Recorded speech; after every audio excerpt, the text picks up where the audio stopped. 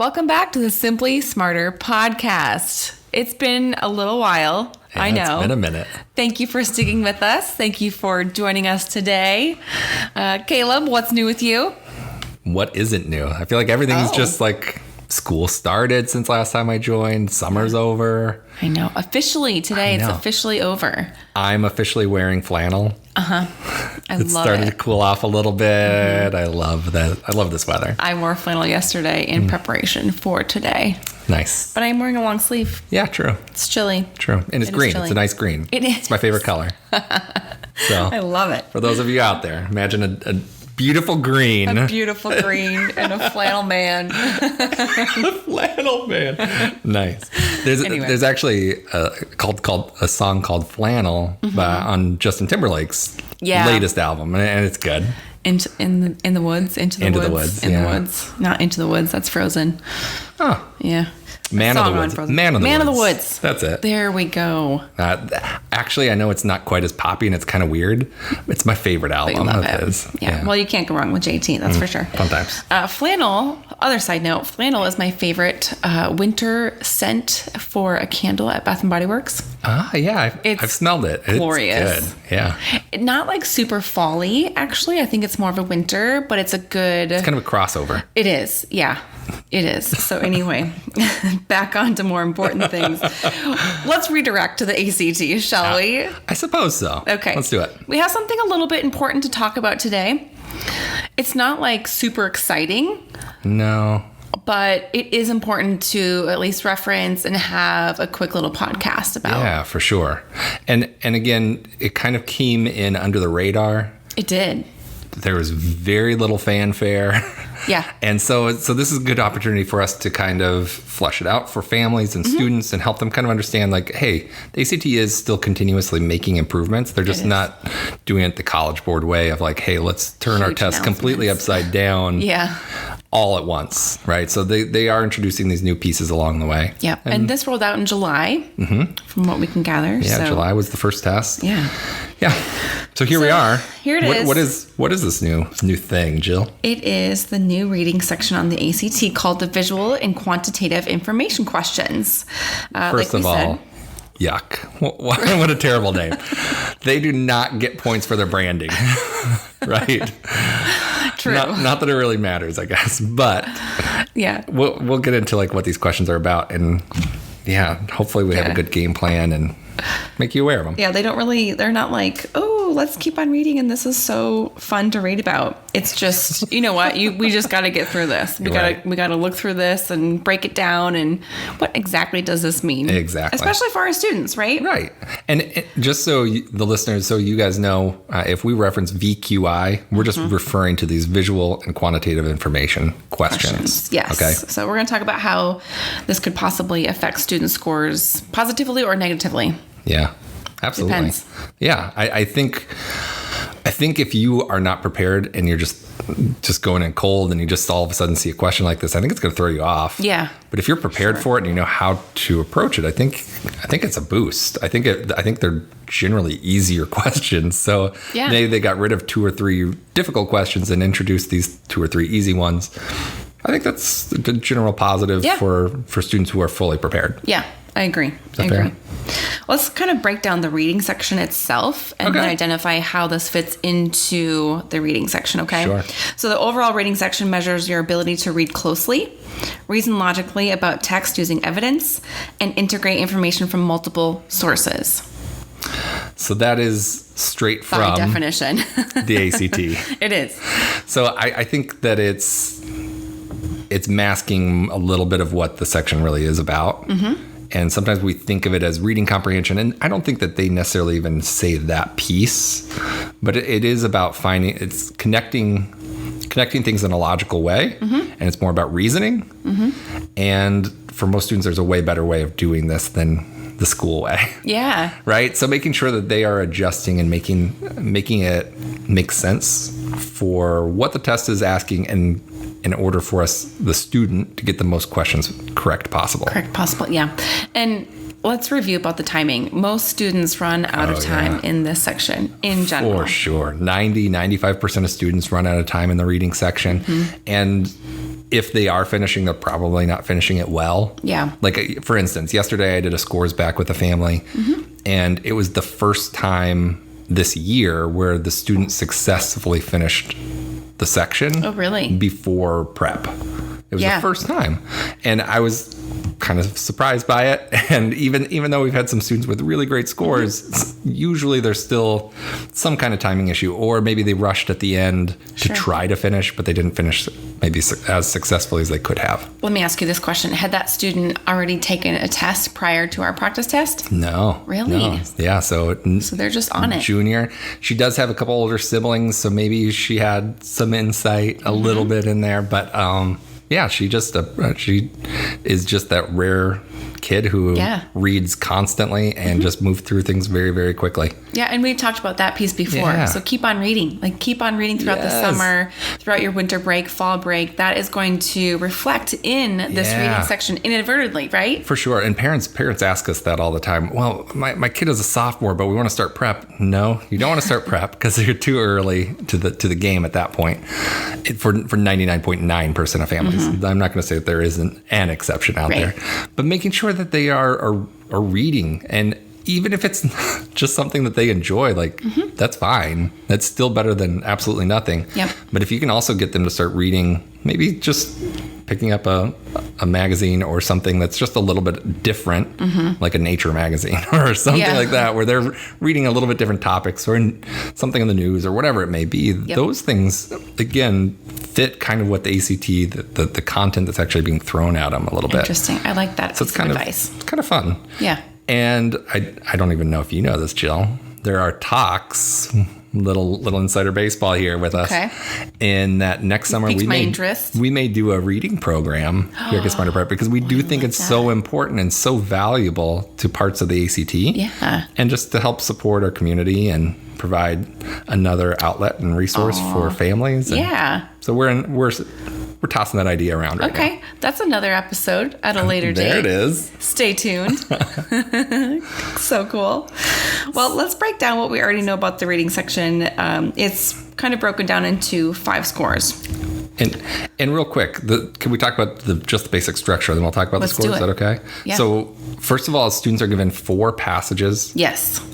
All 4 passages are completely unrelated. The first one is always called the literary narrative or the prose fiction. And it kind of matches what students see in school on a day in, day out basis. Yep. And then the last section, for instance, is the natural science. Yep. Most students don't love just sitting and reading about science related things. So that can be kind of a challenge for some. And then in the middle, you have a humanities and you have a social science. Okay. So making sure that we're figuring out which passages fit the student best. And we're talking about 10 questions per passage. Yep. So 40 questions, 4 unrelated passages, all in 35 minutes. This is why most students can't finish. Yeah, that makes sense. It is a lot. Yeah. Even if a parent came in and tried to do it, I think almost all parents would have some troubles getting through all of it. Especially switching gears from passage to passage. That's very challenging in itself. For sure. And again, the content is sometimes not terribly interesting, particularly to students. So then you have the concept of like losing focus and getting distracted or just losing interest even, right? So we want to make sure that we're keeping students engaged, which is why we approach it in a totally different way than what they do in school. This makes sense to me. It makes sense. Okay, so we're going to get back to the 5 scores that are reported on the reading section, right? So 1, a score for the section overall. 3 reporting categories, scores based on scientific knowledge and skills, understanding complex text indicators. Yeah, all this stuff. Weird. Yeah, I'm like reading it and I'm like, huh? What does this mean? Translate it, right? So help me, Caleb. You have your sub-score for the test, right? Yep. So the reading score makes up a quarter of your composite score on the ACT. And that score is based upon how many questions a student gets correct compared to their peers, essentially, right? I'm boiling it down a little bit. Yeah. But that sub-score is a score from 1 to 36. Again, roughly a 20, 21 is average. And then again, it's a bell curve. So most students are scoring between that 16 and 24 range. So a little bit of context there. Yeah. Those other pieces, 3 reported categories. Okay, so these subcategories. Sub. Yikes. They give us these ambiguous terms that mean basically nothing. The first is the key ideas and details. Yeah. And that makes up 55 to 60% of the test. Big chunk. A big chunk. Now, we categorize things very differently, and some of them sort of fit. Most of them do not fit. Cool. So it's these key ideas and details, craft and structure, and integration of knowledge and ideas. Those are the 3 subcategories. That's my own term. I just came up with it. Trademark it. Yep. Sub. So in those categories, there are questions that are very, very specific, which is where this is not like reading in school at all, because they're going to ask, according to line 22, what does the authors mean when they say this? Yeah. Right? Well, you don't have to read anything else other than a couple lines Just above and a couple line lines 22, below. Yeah. I promise the Right answer's around right there. Yep. So sometimes when a student reads the whole passage like they would in a normal school setting, they're going to read through that whole thing, and then guess what? Yeah, they're going to forget half of it. They're going to forget half of it, Yep. or misremember something, or they read something that wasn't important for this question but has an answer choice that matches, and it kind of throws them off. Yeah, They fall for a trap.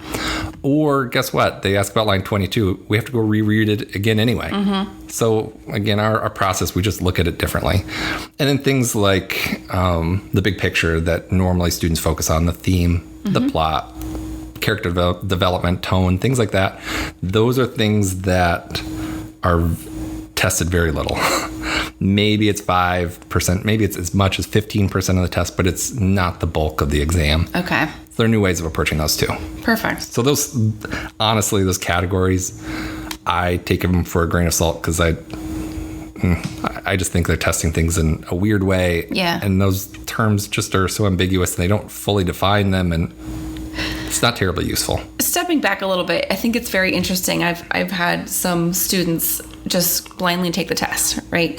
We're going to take the test and see what we get. An official ACT. Right. Okay, they don't do great. Shocker, right?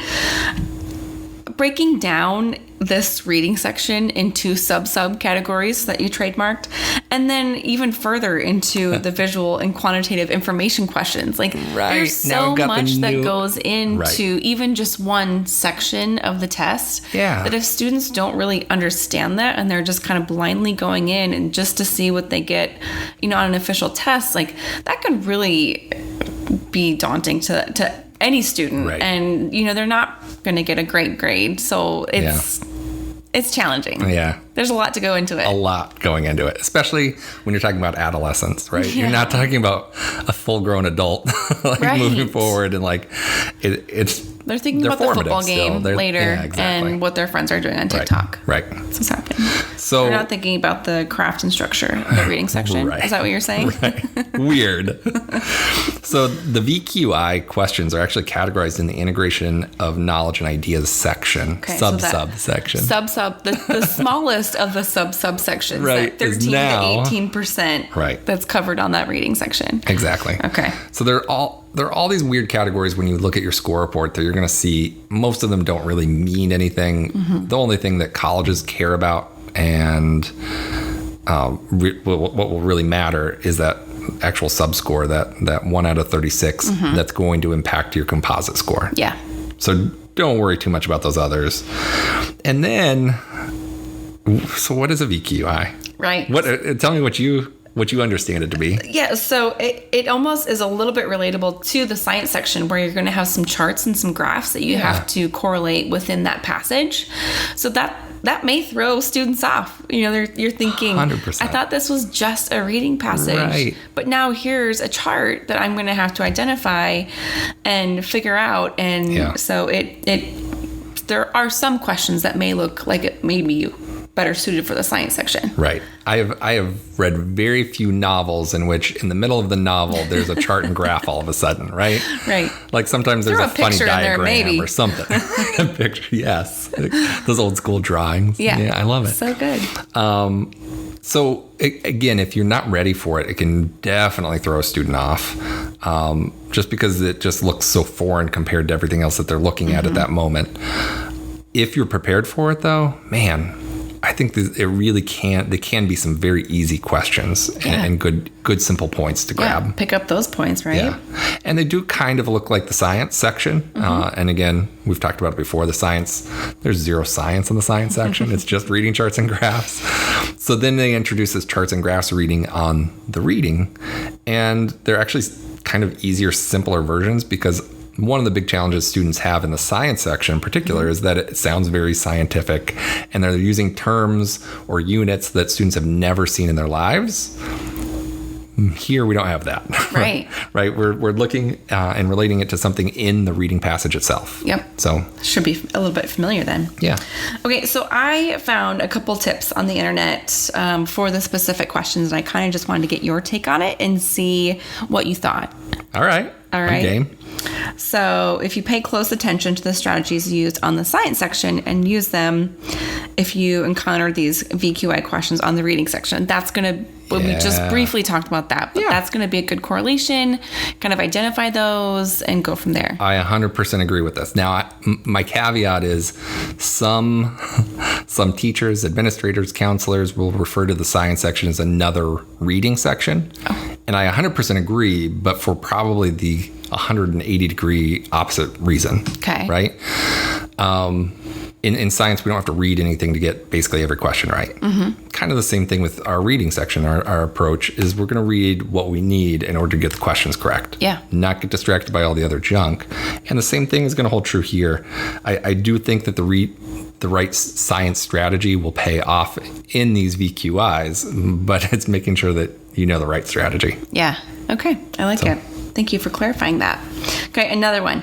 If you have or are currently studying for the SAT, familiarize yourself with the SAT reading section and writing and language section, where similar types of questions already exist. So now we're talking about the SAT. There it is. Okay, so I have two quick things. One, first of all, when the SAT went through their redesign in 2015, they launched a new test that looks a lot like the ACT.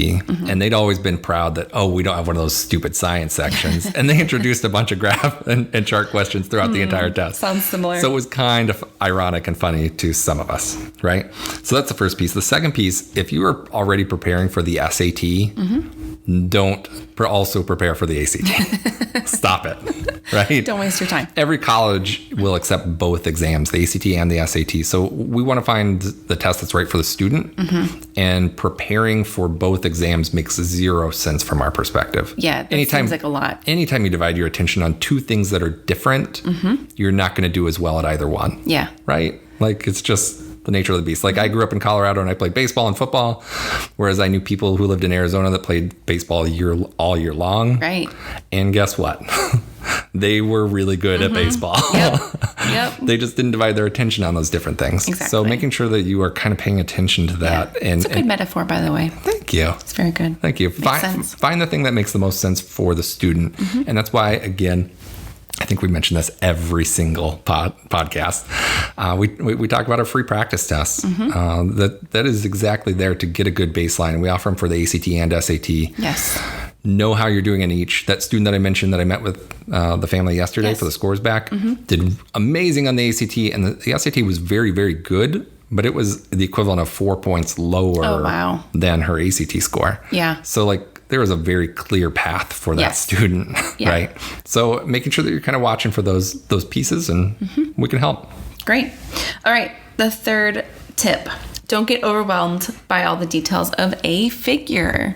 I love this because this is basically applicable to every single thing with the ACT. Right? A timed test. Right. They are throwing a bunch of information that most of it is not important. We have to figure out what is important. And that's the biggest part of the battle, especially in reading and science. Again, math and English have some correlation to what students have done in school. Reading and science have almost zero. It really is playing the game in the right way and focusing on the reasoning and the logic and the critical thinking. Yeah. Those kinds of things. Perfect. So, I'm in on that one. It's just so vague. I like it. I like that it came up somewhere. And I'm actually going to say this is our last one because the other one we've already kind of talked about a little bit. But use process of elimination. What do you think I'm going to say on this one? Ding, ding, ding, ding, ding. There it is. This is one of my favorite strategies to use on a test like the ACT. I think that using process of elimination, there'll probably be 5 to 10 questions in the math section where you can just use process of elimination and not have to do any math. Yeah. Or in the English, guess what? There are here for probably it. 8 to 10 questions where literally you don't have to read the passage to get the question right because it's right there in front of you if you know how to use it properly. Yes. And you know the right strategies. And the same thing holds true here in the VQIs, right? I think that, again, narrowing down, getting rid of the really, really bad answers. Yep. The ACT's pretty good at giving us some stupid options sometimes, right? So let's get rid of those and start narrowing it down so we don't get distracted by those bad answers any longer. Awesome. I think we covered most everything. Yay. And I mean, just a minor change that should not have a major impact on our students, but we just wanted to cover it and identify what that was. For sure. And what to look for because the changes have already happened as of July. Yeah, so they've been implemented. Had the September tests, and we're now focusing on the October test, and it's coming up quickly. Signing up for the December. Oh yeah, already. So some February kids are starting to trickle in. I saw those too. Good. Yeah, that seems really far off, but I appreciate it. Might as well. I do too. They're planning ahead. For sure. All right. Well, do you have anything else? You sounded like you were going to say something. I was just going to say, hey, right now is the time to be thinking about the December or February tests. The October is just 4 weeks away. Good preparation takes longer than that, especially if we still have to do scheduling and figure out all of that. Right. Because now you're talking about 3 weeks. That takes about a week. Let's get things started. Come in for a practice test. If you're part of the class of 2023, I'll tell you, we have never been so busy with the senior class as we have this year. I feel that, yes. And I think a lot of families just kind of delayed the process and were kind of waiting to see, and then they realized, oh, I still need this. So many seniors, yes. And now it's crunch time, and now they don't have, they're trying to do applications, they're trying to get into senior year successfully, they're trying to get their best ACT score, and they're just trying to juggle too much, in my opinion. Yep. So a better strategy would definitely be to figure out what makes the most sense for the student, and let's kind of plan ahead. Yeah. Good advice. Good advice. Well, I'm excited for this evening. We have our annual photo shoot. So I'm excited to see a lot of the seniors actually that we've been working with. So that'll be fun. We're headed out to Lake Olathe. Cool. They have some really cool different spots out there. So we haven't been over in that area yet for our photo shoots. So that'll be cool. Look forward to that. And you can see that on our Instagram and our Facebook. And then on the website. When we get the new pictures will be rolling out on the website and all over. So big shout out to our students there that have signed up for that. So very exciting. It's great. All right. Well, if you have any other questions about anything ACT related, college prep related, please let us know. Enrollment at getsmarterprep.com. You can find us on all social media outlets or go to our website, getsmarterprep.com. Yeah. Thanks for listening, everybody. Right. Talk to you soon. High school can be tough. We'll help you navigate some of the areas you need help with, including the college preparation process, by providing advice for families. Every student is different and has a unique path. That's why we created this podcast. Our innovative and intentional approach builds confidence in the individual student. Listen each week to find out how students can score better on college placement tests with techniques and methods that build confidence, beat test anxiety, and identify strengths within each student. You're listening to Simply Smarter with hosts Caleb and Jill. Check out our blog at getsmarterprep.com for more college prep related topics.